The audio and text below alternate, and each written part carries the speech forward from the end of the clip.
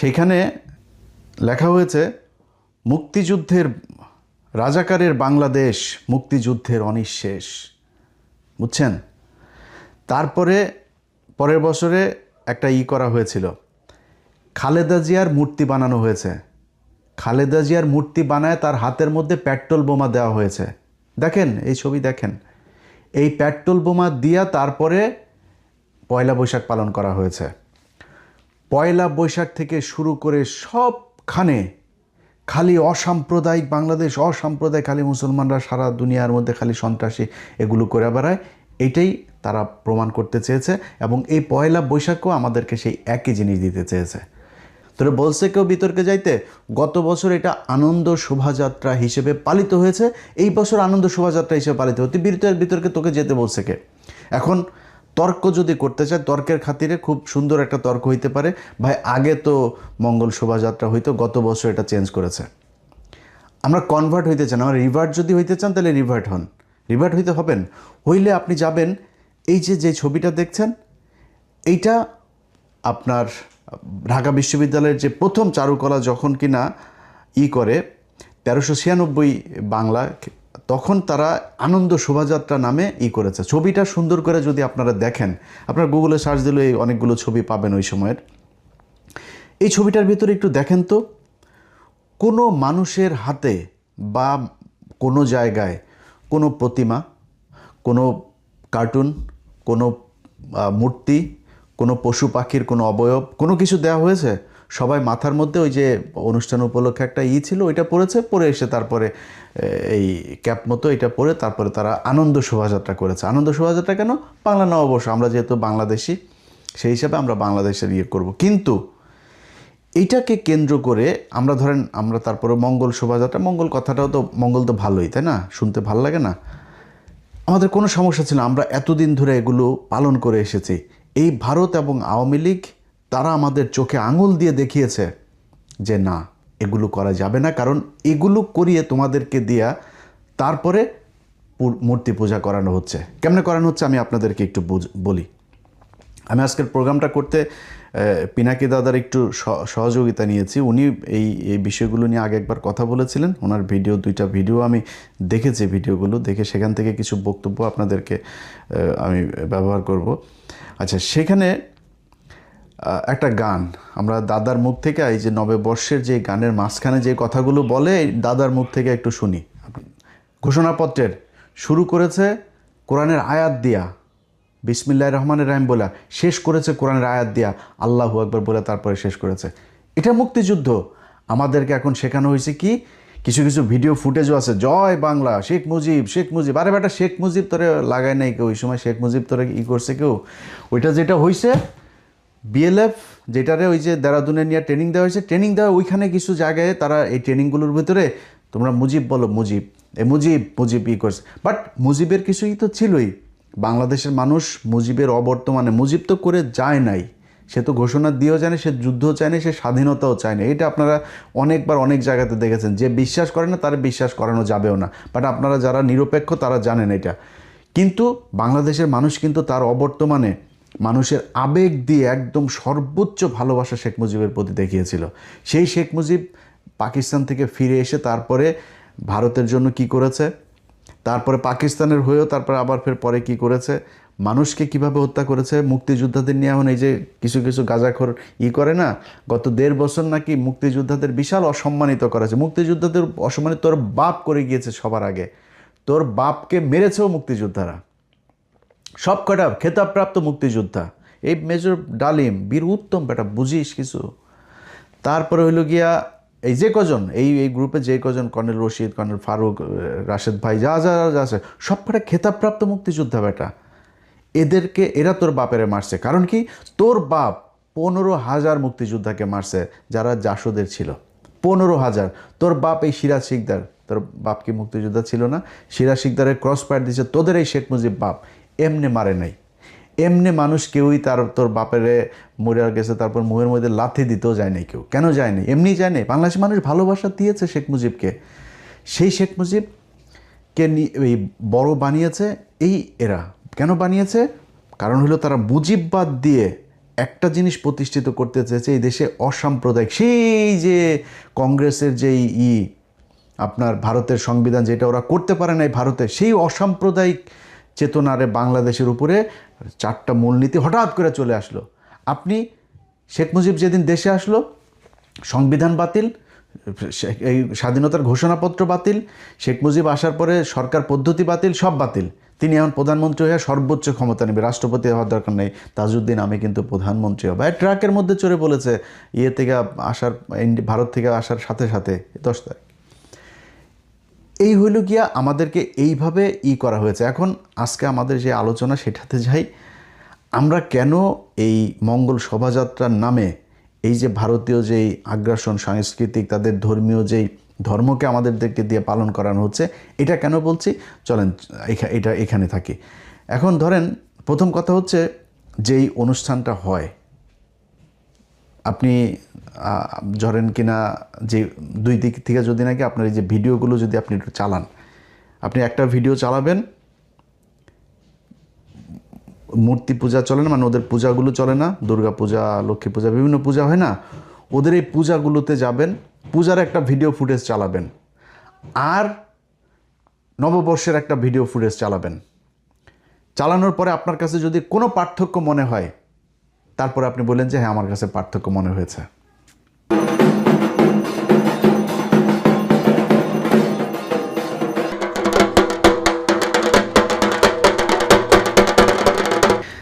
আচ্ছা, এই যে ঢোল বাজাবাজি দুইটার ইয়ের মধ্যে আপনার কাছে কোনো জায়গায় পার্থক্য মনে হয়েছে যে ওদের পূজাটারই আমাদের এখানে পূজা করানো হচ্ছে আমাদেরকে দেয়া, তারপরে সমস্যা নাই, ঢোলটা বাংলাদেশের সাথে যায়। এই যে ছায়ানটের সকালবেলা যায়, তারপরে সেই যে রবীন্দ্রসঙ্গীত, বাংলাদেশের কোন বাঙালি ঐতিহ্যের মধ্যে রবীন্দ্রসঙ্গীত আছে আমার বলেন? আমার ভিডিও যে কজন মানুষ দেখেন, আপনার জীবনে কোন দিন কবে যায় রবীন্দ্রসঙ্গীত শুনছেন? রবীন্দ্রসঙ্গীত এই ভারতীয় এজেন্টগুলো একমাত্র তাদের বাসায় সকালবেলা শোনায়, এরা এটারে বিশাল আকারে রে শিখি খান রে এগুলি এই করে, এটা ওদের বানানো। এইখানে যেই প্রাণীগুলো তৈরি করা হয়, চিন্তা করেন কত সুকৌশলে আপনার এটা করা হয়। পেঁচা আমার বাঙালি ঐতিহ্যের সাথে কি? পেঁচাকে কেন বাছাই করা হয়েছে? পেঁচা হচ্ছে ওদের লক্ষ্মীর বাহন। আচ্ছা, ময়ূর হয়েছে ওদের কি? এক হইল ভারতের জাতীয় পাখি, আরেক হইল গিয়া এইটা হইল ওদের কার্তিকের বাহন।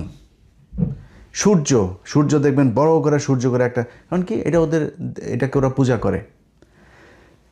এইটা তো, এগুলি তো খালি ধর্মীয়ভাবে আপনার ঢুকানি হচ্ছে। তারপরে এইটার সাথে আবার আওয়ামী লীগের যে বয়ান, আওয়ামী লীগের যে রাজনীতি, সেটাকে বাস্তবায়ন করার জন্য কি করে আপনাদের আমি একটু দেখাই। 2012 সালের আমি কয়েকটা দেখলাম।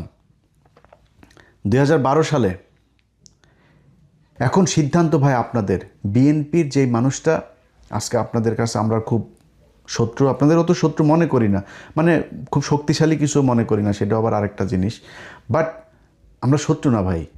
আপনি যদি ইন্ডিয়ার হয়ে যদি নাকি চামচামি করতে চান না, আপনি মানে এখান থেকে সরে যান, আপনারা নিয়ে আর কোনো কথা নেই। বাট যদি মনে করেন না ভারতীয় আগ্রাসন থেকে বাঁচতে চান, আমাদের সুরে সুর মিলায় কথা বলতে হবে। আজকের এই ভিডিওতে আবার অন্যভাবে বলতে পারতাম, বললে আবার আপনারা বলবেন যে এই যে তারা এখন আবার মব সৃষ্টি করতে চায়, মানুষকে নামাইতে চায়, নতুন ক্ষমতায় এসছেন তাই কিছু বললাম না, শুধু সরকারকে বলবো, বিএনপির লোকজনকে বলবো, দায়িত্বশীল যারা আছেন, আনন্দ শোভাযাত্রা নামেই যেন থাকে। এই আনন্দ শোভাযাত্রাকে মঙ্গল শোভাযাত্রা দিয়া, এই যে এগুলো মানে আপনি নিউজগুলো দেখবেন, উসর মুসর সব সেই যে হিন্দুদের পূজার দিন, দুর্গা পূজার দিন আপনার বিসর্জন এগুলো হয় না, ওই সব যেই ওয়ার্ডগুলো ইউজ করা হয় সেই একই জিনিস। আপনি কথা শোনেন তাদের, এই যে আমি একটা জিনিস শোনাই আপনাদের, তাদের কথাগুলো হইলো, কই যাবেন, মানে তাপস নিঃশ্বাস বাহে মুমূর্ষুরে দা উড়ায়ে, বৎসরের আবর্জনা দূর হয়ে যাক, অগ্নিস্নানে শুচি হোক ধরা। অগ্নিস্নানে শুচি হোক ধরা না, এগুলি কাদের?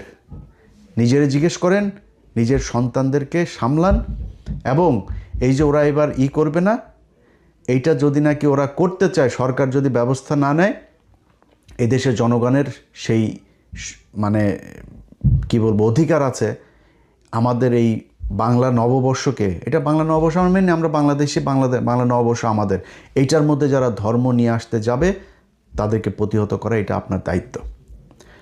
এরপরে ওদিকে ছায়ানটে, এই যে উদিচি ছায়ানট, এগুলো রমনা বোর্ড বলে যেখানে করে না, আপনাদের কাছে অনুরোধ থাকবে বাংলাদেশের মানুষ, ওরা আশপাশে যায় সাউন্ড বক্স বাজাবেন, ডুলি এগুলো কোরআন শরীফ পাঠ করার দরকার নেই ভাই।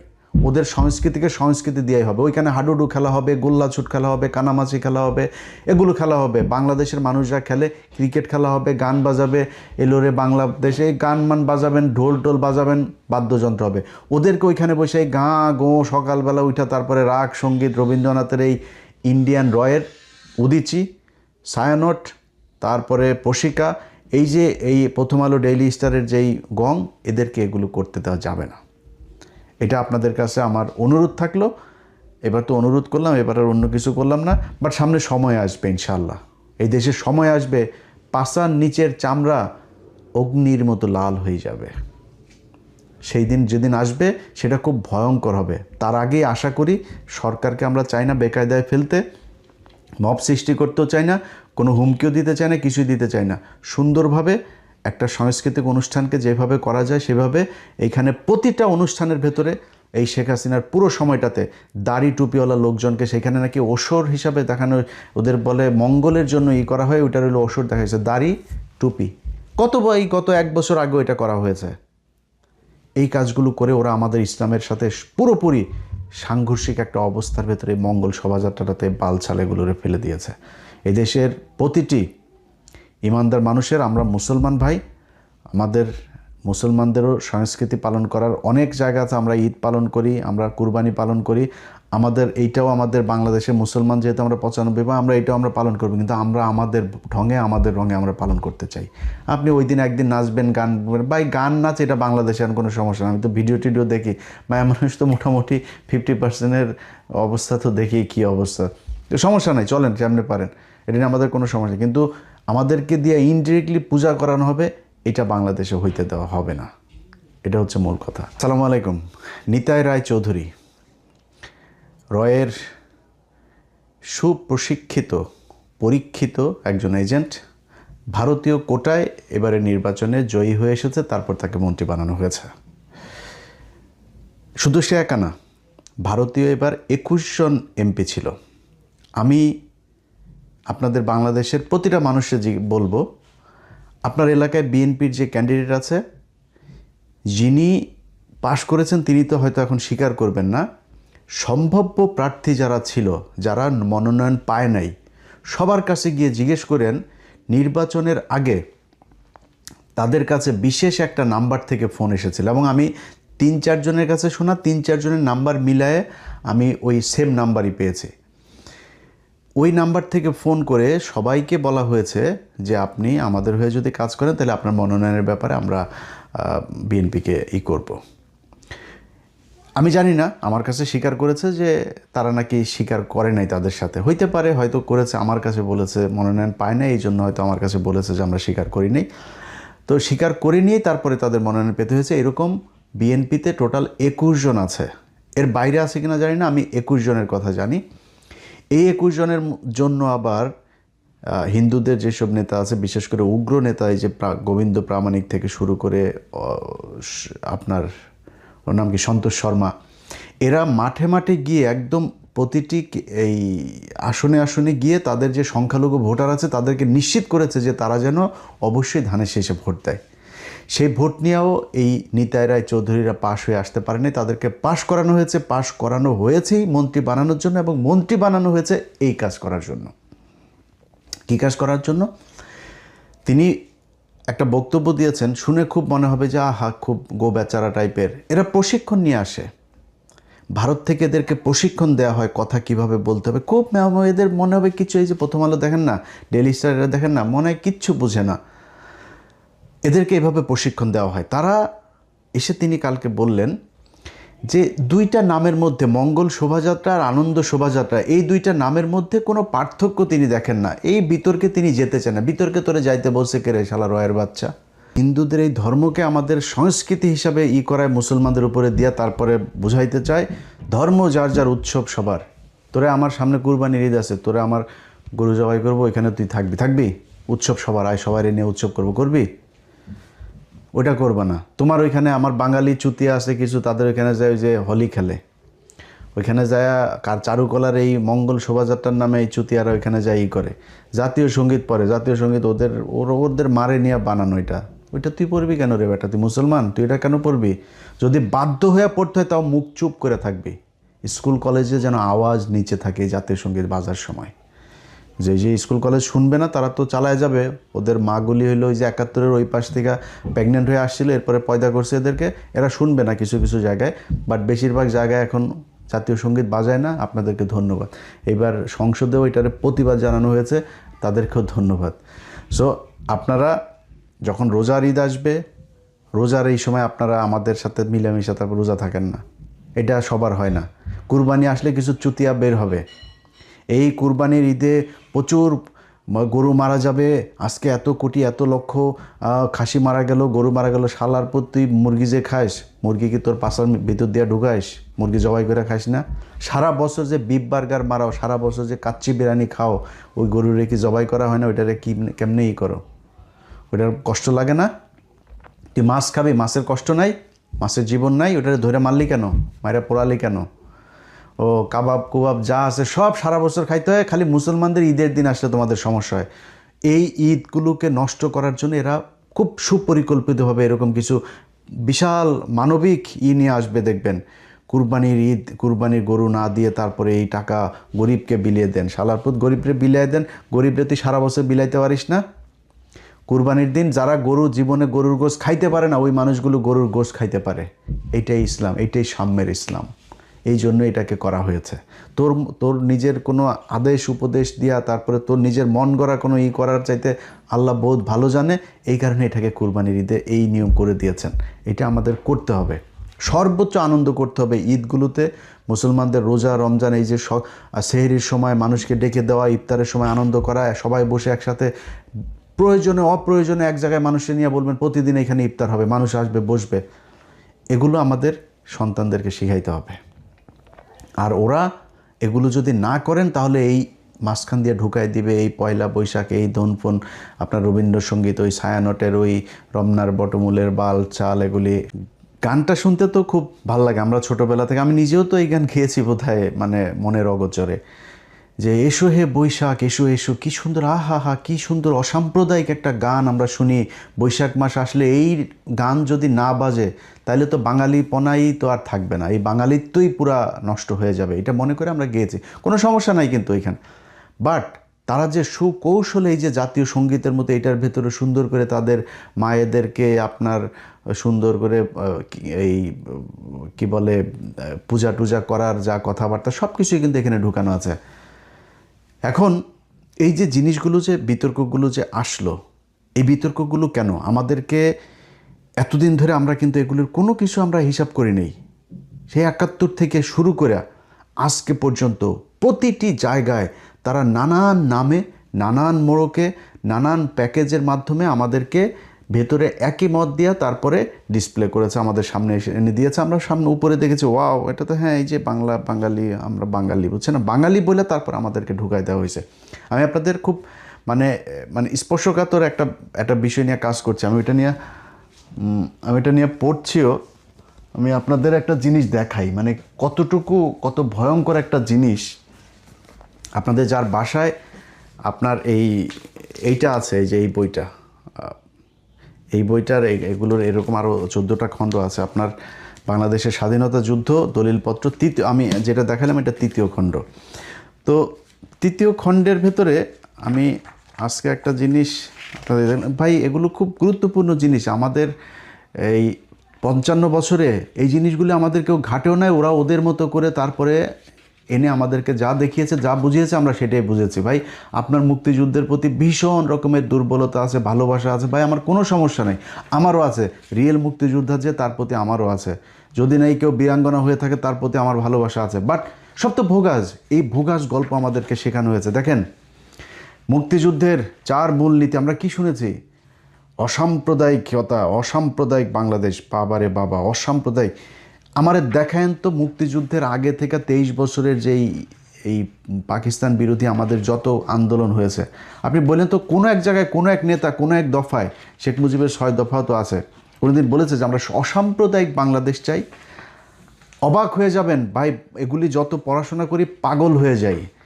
এইখানে মুক্তিযুদ্ধের যে ঘোষণাপত্র, এই যে মুজিবনগরে আপনার ইয়েরা যে পড়ল, সেখানে 14ই এপ্রিল এটার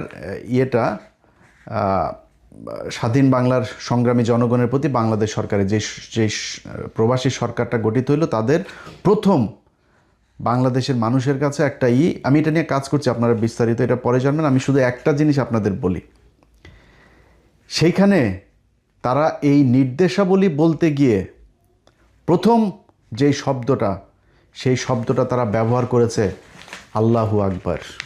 এই যে দেখেন, এটা একদম উপরের লাইনটা স্ক্রিনশট নিয়ে আপনারা এটা একটু দেখেন। তো এইটাই না, শুধু একদম এইটার হচ্ছে 3য় খণ্ডের আমি 18 নম্বর পৃষ্ঠাতে আছে, আপনারা একটু দেখে নিন। মানবতার বিরুদ্ধে হানাদার বাহিনী দানবীয় শক্তিতে ঝাঁপিয়ে পড়েছে, তাদের সহায় আধুনিক মরণাস্ত্র আর আমাদের সহায় পরম করুণাময় সর্বশক্তিমান আল্লাহ তাআলা। শুনছেন কোনোদিন?